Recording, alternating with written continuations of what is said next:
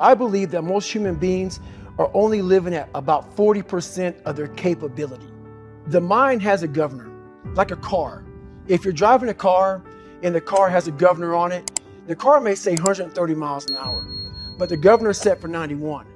Once that governor sets in, you get to 91, that car starts doing this. The car wants to go. The car wants to go, but that fucking factory said, we're not going past 91. We have a factory, a nice governor in our brain, and it's a survival mechanism. It protects us from pain and suffering. The second we feel that shit, our mind says, oh no, this isn't fun. We should back off.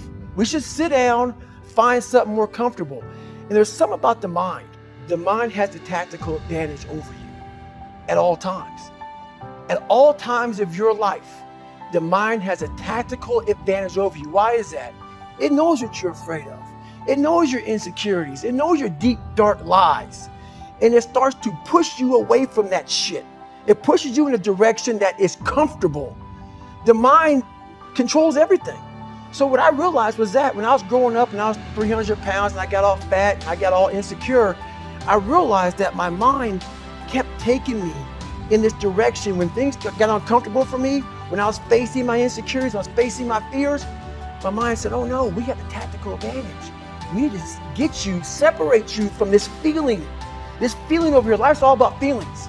We want the happy feeling. We don't want that feeling of this sucks. Why am I here? And you don't have any, so you can't answer those questions, so you leave.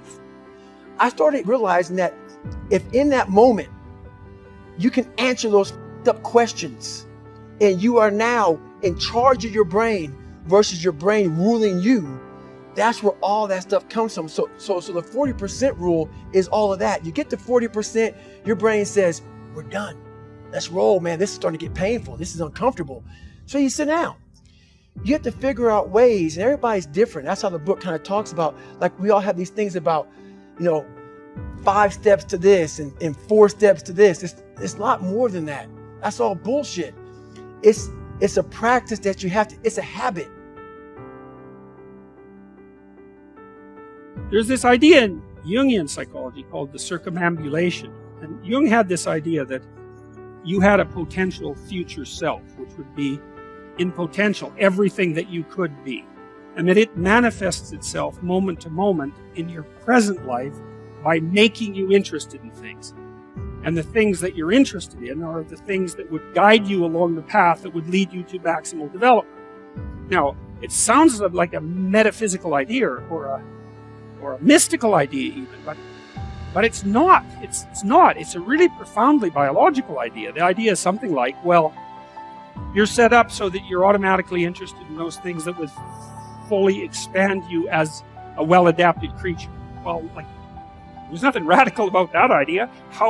What else could possibly be the case? Unless there's something fundamentally flawed about you, that is what the situation would be.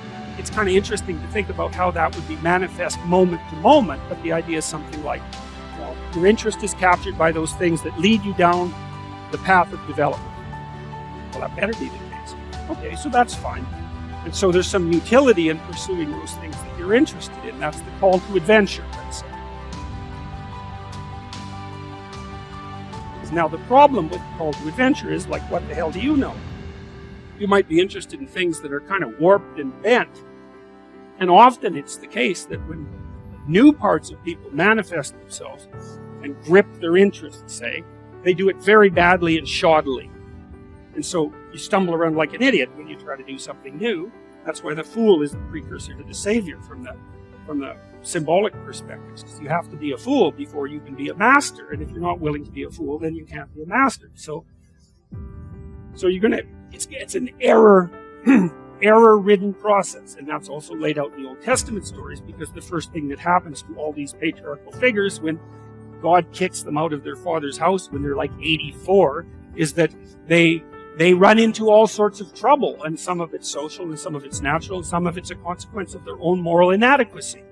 So they're fools.